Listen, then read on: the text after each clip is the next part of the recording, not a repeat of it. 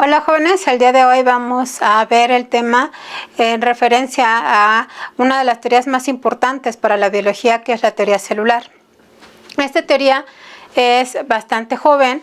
Anteriormente, como no se tenía un microscopio, no se sabía de qué estaban hechos los seres vivos. Entonces, como tal, la definición de célula la vamos a tener como la unidad morfofisiológica y funcional de todos los seres vivos. Todos los seres vivos, todos los que se consideran como seres vivos, deben de tener una célula. Esto del estudio de las células empezó en el siglo XVIII con los naturalistas. El primero fue Leeuwenhoek, fue el primero en observar, a él les llamó animálculos porque él era un relojero. Entonces, lo que él pulía eran vidrios para el reloj. En uno de esos vidrios se le cayó al suelo y entonces pudo observar cosas que se movían. Esas cosas que se movían, él les llamó animálculos. Ya después vino Hooke, al cual se le considera como el primer investigador o el primer naturalista que le dio el nombre tal cual de célula. No utilizó la palabra célula, pero utilizó otra muy parecida, que es la celdilla, porque él lo que observó al microscopio fue un pedazo de corcho tal cual. Recordemos que el corcho proviene de la madera, entonces hizo un corte muy delgado, lo observó al microscopio y ahí se dio cuenta que había, hagan de cuenta que este es el corcho, y entonces así es como lo vio, y cada uno de esos cuadritos es a los que les llamó celdillas, que ya después se le tradujo con el nombre de célula. Ellos fueron los naturalistas que más aportaron datos para saber cómo estaban formados los seres vivos. Después, mucho tiempo después, ya en el siglo XIX, específicamente en 1837, hubo unos investigadores que propusieron una teoría que es la teoría celular.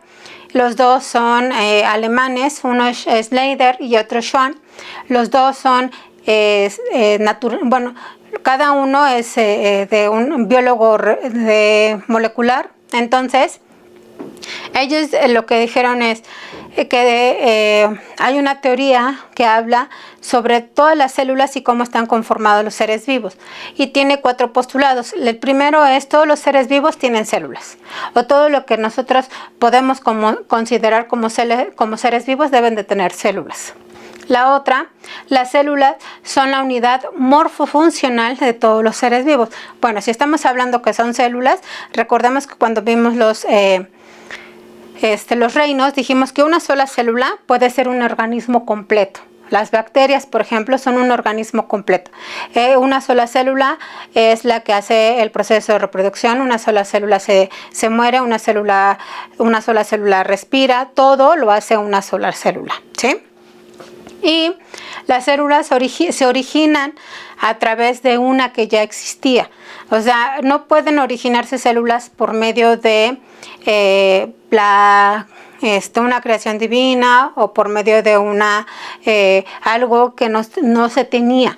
Entonces, toda célula proviene de una célula que ya existía en nuestro planeta. Las células, por último, el cuarto postulado, las células contienen información hereditaria. Si estamos hablando que dentro de las células está el material genético, no importa si sean procariotas o eucariotas, pero tienen el material genético, ese material genético es el material que van a heredar, ¿sí?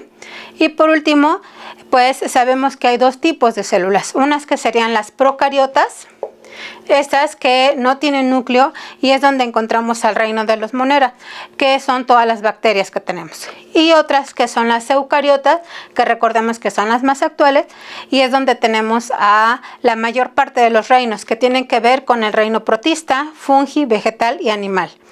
Recordemos que el reino Monera es el más antiguo, pero también es el más diverso. Ahí encontramos de todo tipo de bacterias que pueden aguantar todo tipo de ambientes. Por eso es que se le considera como el primer reino que probablemente estuvo en nuestro planeta hace millones de años, ¿sí? Muy bien, jóvenes, pues hasta aquí terminamos el tema. Muchas gracias por su atención.